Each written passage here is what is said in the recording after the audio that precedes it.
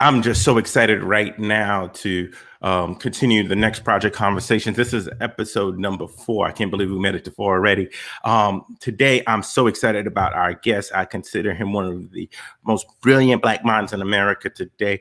His understanding of culture, faith, rhetoric, language, and what those patterns mean is undeniable. Professor Dr. Brilliant Adam Banks leads a couple of departments at Stanford University, and I find that his opinion is so powerful. I want to bring him on for you, and then we'll get this discussion started. How you doing, Professor Banks? Good afternoon, Rev. I'm pretty good, sir. How are you? I'm doing really good. I just want to ask a quick question for you right now. How has the coronavirus and the COVID situation really impacted you in the academic circles, and how you see us communicating and rhetoric and in different spaces right now? Mm-hmm. So it's calling us to some pretty large scale transformations. A lot of the impacts that we're seeing right now as universities all over the country and colleges have had to go completely virtual with their instruction. Mm-hmm. Some of what's happening in that shift is going to remain with us, in my opinion, after we get to whatever a new normal looks like, Mm-hmm. whether that's a year from now, a year and a half from now, or whatever. And in some ways, what we've had to do really quickly in responding to put all of our courses, to put all of our communication with students, to put all of our meetings in virtual space, it's forcing us to take advantage of capacities that we were talking about 20 years ago, honestly, but those changes were slow to come. And so we've been forced into them. And so some of what is going to be on the other side is us having to make careful decisions about what we've learned in this moment and what we take with us from it. Okay, here goes a question for you now. You deal, and I think you're one of the best commentators on how we communicate and how does that affect Black culture. Mm-hmm. What are the initial tangents that you're seeing right now as far as communication and Black culture around Corona and around the Ronavirus and other rhetorical terms that we use? So there are a few fascinating layers to this. One, I'll just summarize it very quickly and then try to expand on it. Black culture drives digital culture. And I know that sounds like a really hard thing to make. You got to expand on that before you go too far. You can't skip over that. That's right. Black culture drives digital culture. And like I said, I know that's a large claim, especially because we've been so used to the realities of persistent digital divides. And those digital divides are true too, in terms of systematically unequal access to communication technologies. And yet, what we happen to do within those spaces and with those tools is transformative. I'm going to add another layer to the claim, and then I'm going to try to expand on it and explain it. I believe that what Black people in the States and diasporically are doing with these technologies is as significant to the broader culture as what gospel music coming out of the Black church did to American and world music, as significant as what the Blue Note in the blues, which led to jazz, became to the culture. It's as significant as the intervention that hip hop put into the broader culture 40, 50 years ago. And it's going to take a while for the flowerings of what has already been happening to kind of become a little bit more evident to those who have not been watching. But now that I've made that really big claim, let me say a little bit about why that is.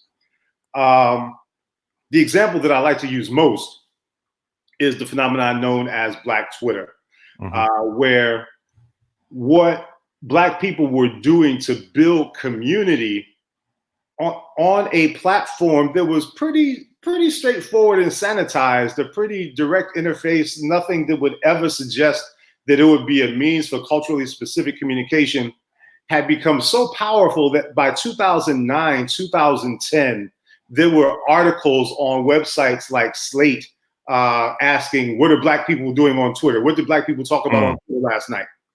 And that power grew so strong on both kind of informal and formal, silly and serious ways that by the time we got to the activism that led to the Black Lives Matter movement, by the time we got to Ferguson, the power of these collectives and the culturally specific communication practices that they were using had intervened enough in broader media that they had to cover what was happening in Ferguson.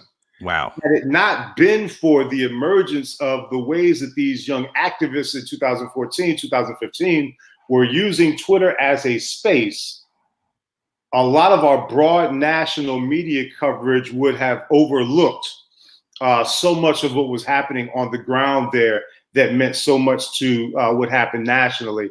And then on a kind of less formal or more a less serious level,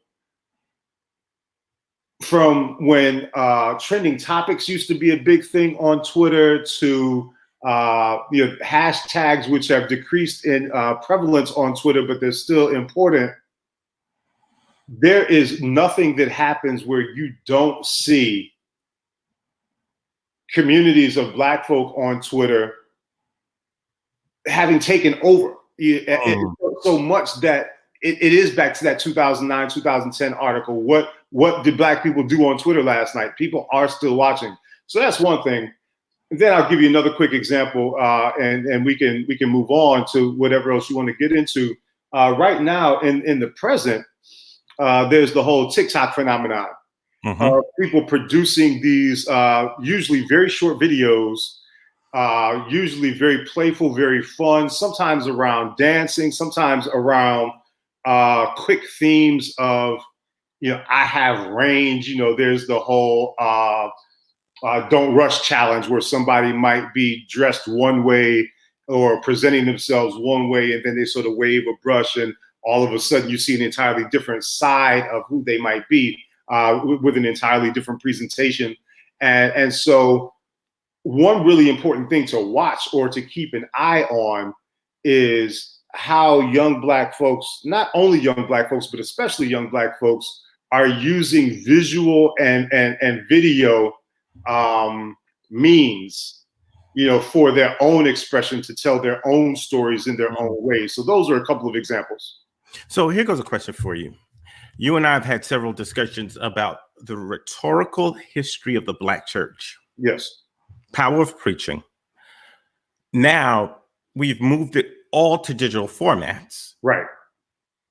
Do you think it loses strength? Do you think it reemerges as something different? Or do you think it shifts the whole thing? Because call and response is such a big part of it. That's right. Interaction is such a big part of it. Like, how do we communicate rhetorically in this space? So we are so early in the large scale shifts to these digital platforms for Sunday worship services, sort of like I was saying about what universities have had to do.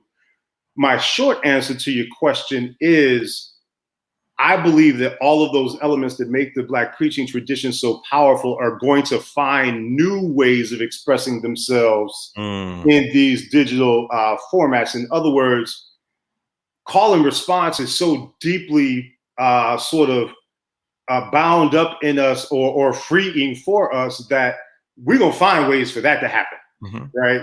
It might be wave your hand. It might be hit something in the Zoom.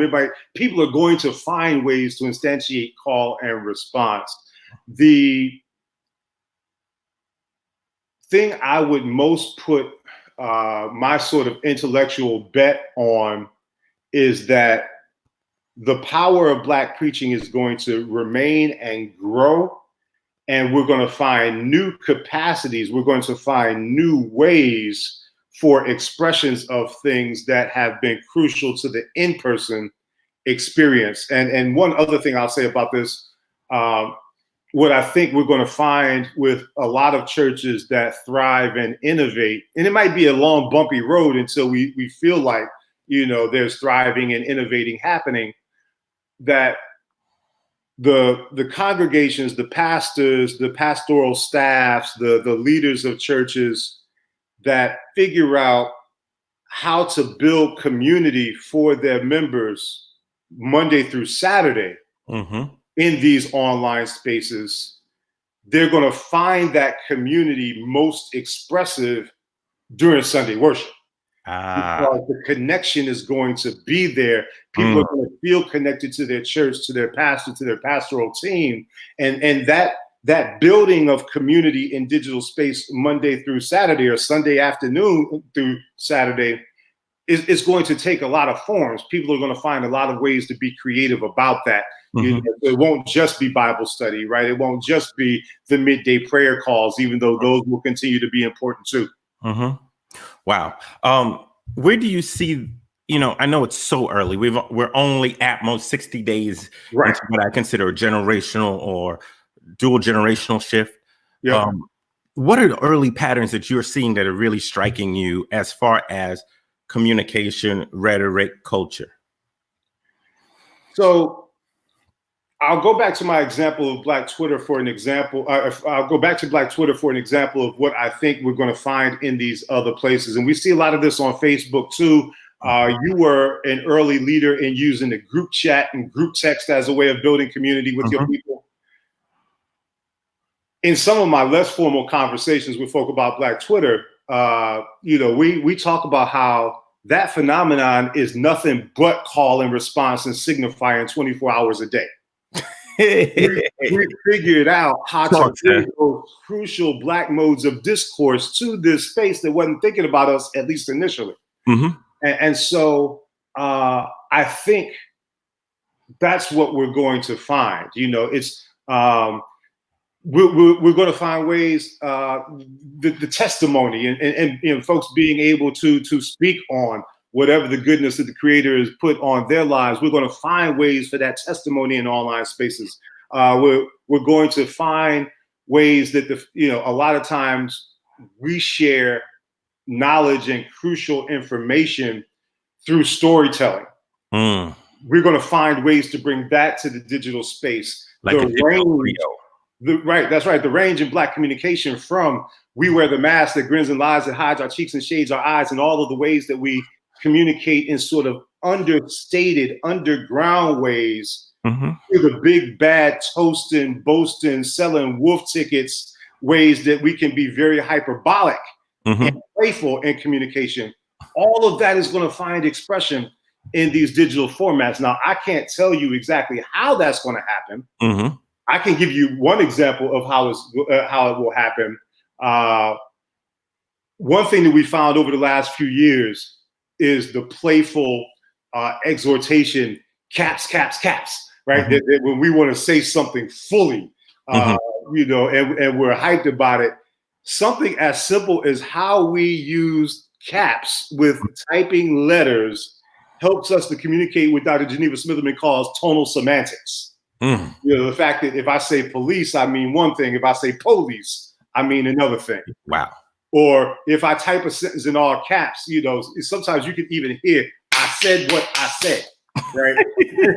We've already brought that to digital communication on Facebook and all these other places. So those are a few examples of what I mean, that when I say this is how some of the transformation is going to happen. Wow. You interviewed Common the other day, right? Yes, sir. And if you were to have that conversation today, what would be different in that conversation? So I would ask him why he held out on having faked Michael Jordan's autograph when he was a ball boy for the Chicago Bulls. I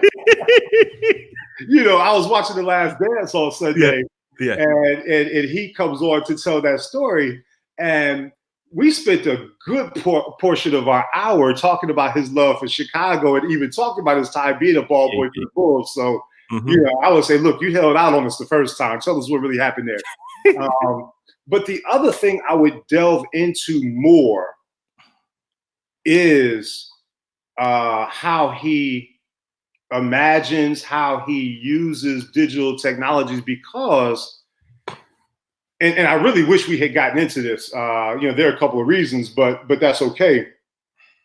the fact that he has positioned himself and he's had opportunities to be a kind of spokesman or a pitch person for the possibilities of large scale technological change. Mm-hmm. And, he was a spokesperson for Microsoft, and he's had some other roles, where he's talked about what AI can do to change the world. And that I would ask him a lot more on that side, but we weren't able to take that up in that conversation. But that wasn't even critical. If you really look at the discourse at that time, it's way more critical today. Absolutely. That's why I'm saying we would have to go there. Have to. I want to hear a little bit about, there's two things that I've noticed in culture. Well, there's three things I've noticed in culture. And I really want to talk a little bit about them. First of all, the phenomena D-Nice. Okay. Yep. The battles we see with producers. Mm-hmm. And, let's not just stick on Teddy Riley, right? Right. We're going to leave Ted alone for a minute. We can leave Ted alone.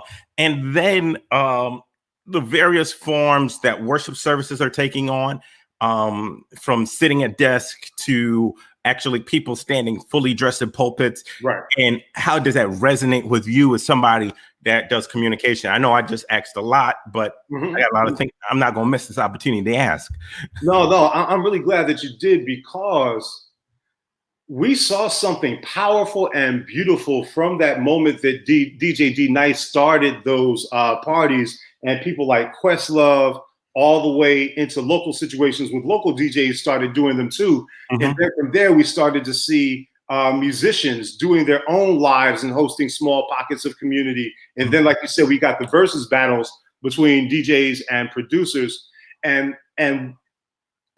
what was so powerful and beautiful about the moment is that you had a wholesale kind of cultural flowering happen organically.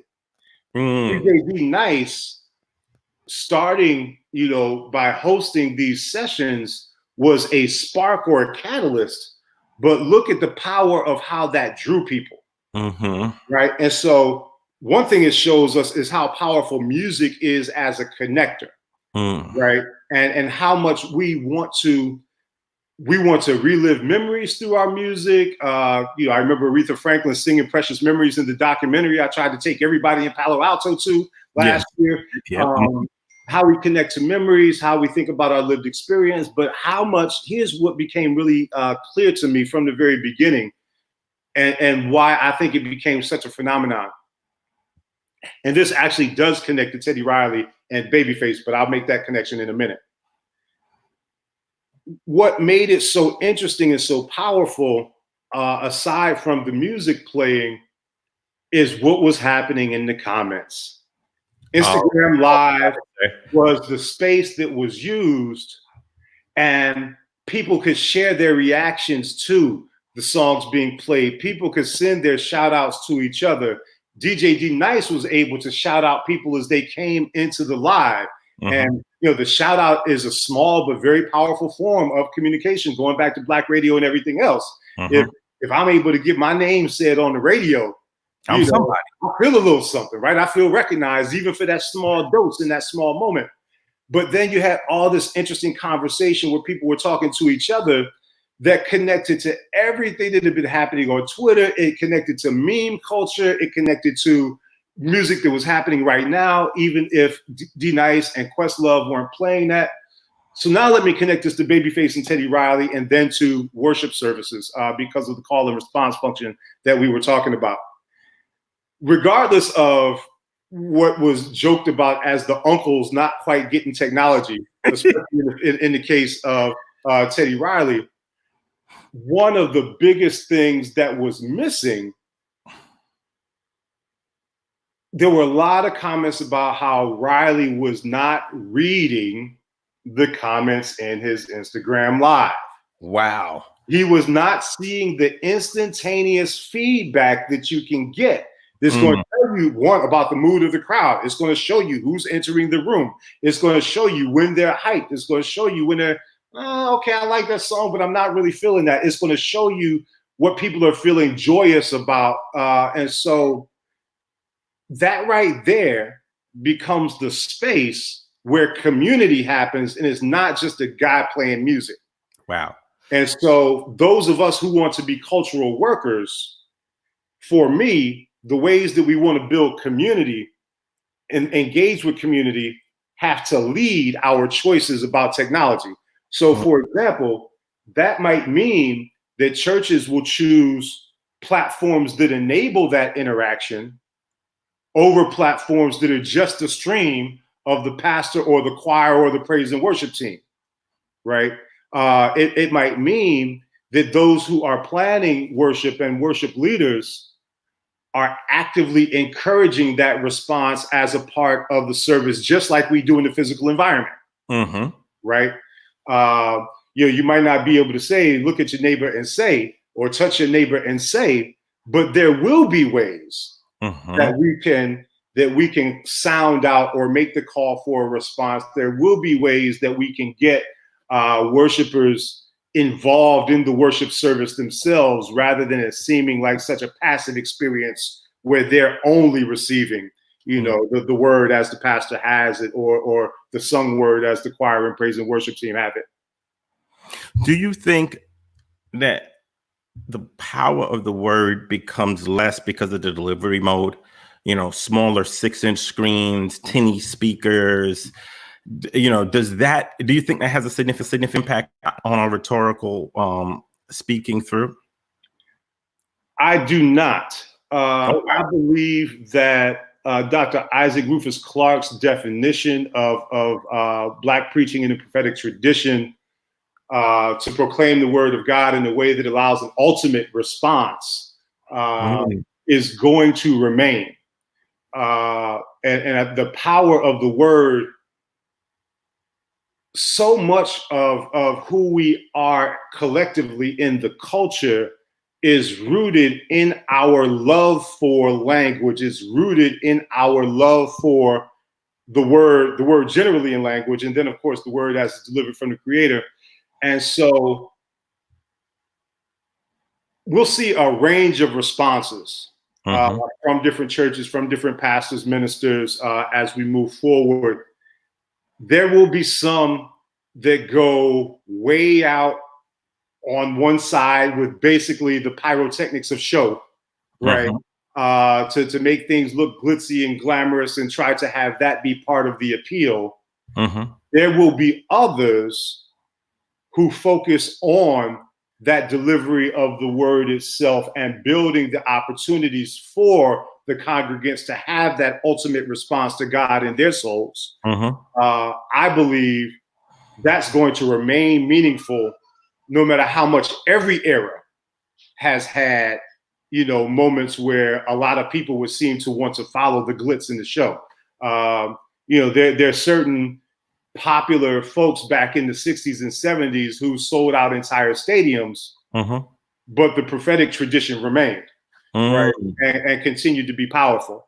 And so there will be a both and, in my opinion.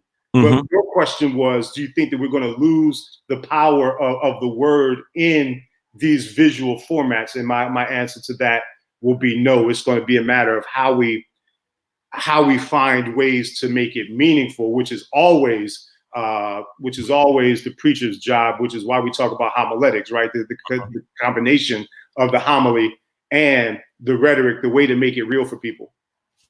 One of the things, you and I live in the same area, so we are well acquainted with the racial demographics here. We are legitimately part of the 1%. It's only 1% Black here. That's right.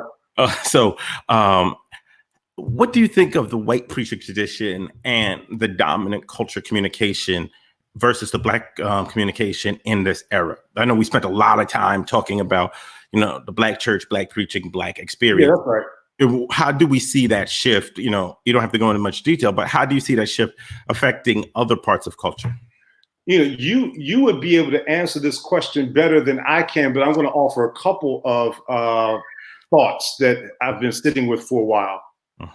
One, I think we find in quite a few places, and you've seen it as you've grown university, there is something meaningful and profound in what happens in Black worship spaces that resonates for people of all kinds of backgrounds. Yes. And because the Black Christian tradition, no matter how thoroughly Black a church might be in its membership, because of whatever factors have gotten it there, has always been welcoming, has always said, whosoever will, let them come, right? And so there's that way in which that resonates for a lot of people in substantive, meaningful ways. Then there are also the ways that Black preaching traditions have influenced many preachers beyond Black folks, right? You have some popular televangelists. At some point we're going to be calling them digital evangelists. You just came up with a new word, patent that, right? Who have built something akin to the sonic qualities of Black cadences into their preaching styles, right? And offline we could probably name a few of them that we hear that from. Yeah, we'll have that debrief later. Right. And that's not. I'm not even raising that point as one of critique. Right now, I'm only talking about it as influence. Right. And so, with that influence, the reasons for that influence could be multiple. It could be because some people really had that exposure, really chose to be in community. And for others, there could be other reasons. So I see that influence happening on both of those levels. One thing that's interesting when you talk about being where we are and building a journey and worship and experiences to share the Christian walk in this area. You know how AME Zion works with the districts, and and all the Methodists, right? Whether it's AME, UMC, CME. One thing that happens because of how Black folk themselves are scattered in places like this part of California, there's going to be an opportunity for meaningful connection for some churches beyond their physical location, beyond the people who can walk and drive to that church, right? There are going to be folks who might live a couple of hours away from here, who might not have access to an AME Zion church, but that experience hits home for them and they want that connection, right? And so folks who've been forced to leave the Bay Area because of rising prices, but once upon a time they were connected to a congregation here. So there are those opportunities, just like there's also the influence with other groups. Is there anything you want to close us out with? Is there any observations, anything that you've been thinking on, focusing on during this time? Because I'd like to hear your closing thoughts. My closing thought would be this. Inside community for a long time, we've had our own way of being stuck in back in the day narratives. Back in my day when music was real, back in my day, I do it a little bit myself sometimes with the mass choirs. I like the mass choir. I listen to Mississippi Mass. I listen to Florida Mass. You're not into the praise teams? Was that? You're not into the praise team? That's not true. But you like the mass choir. I miss the gospel choir. Okay. But anyway, and so we do this with kids in activism back in our day when we were involved in this. My closing thought would be, I want to ask us, partially because of necessity and partially because it's the right thing to do, to flip our tendency for the back in the day narrative. We're still gonna hold on to tradition, but I want us to flip some of that and be willing to be led by young people. Wow. When we talk about what our website should look like, when we talk about what our communication strategy should be, when we talk about in the church context, planning a worship experience, or as a professor, I think about how to plan courses for digital delivery. Okay, so the young folks I'm going to talk to don't have all the training in your area that you do, or in my area that I do, but they know how to connect to people. And so I hope that with what they're doing on making their own YouTube channels, or how they're using TikTok, or what's happening with meme culture, or everything else, that we really build with them and we're willing to learn from them. And one thing that's going to mean, and this will be my last point. Take your time. part of what that will require of us is that we let go of some of our initial reactions to stuff that is happening in youth culture. Yes. Right. I don't want to hear their trap music. I don't want to see these images. I don't want to. That all can remain true. But that doesn't mean we can't still invite them in genuinely as partners in what we're trying to build and actively try to learn from them. Wow. Well, Dr. Banks, as usual, you did an amazing job breaking this down for us. We'll definitely have you back because this is such a fast moving thing and culture is shifting so quickly today that this has to be an ongoing dialogue, man. Thank you again for being with us. Yes, indeed. Thank you very much for the wonderful questions and for the invitation to share. Oh, thank you, sir. All right. Everybody, thank you so much for tuning in, checking us out. Next week on episode 5, we're going to have one of the best practitioners in youth and college ministry, Reverend Dr. Dominique Robinson. We're also going to have, all the way from Singapore, somebody that leads the digital funding for one of the largest funds in the world, and talking about how technology meets and mixes and how that works with faith and the international response to COVID. So my good friend Sang Shin will be with us next week. I want to encourage you to be part of the next project conversations. These conversations are just starting points to start encouraging you in your local context to start thinking differently and looking differently. Thank you so much for your time. Bye.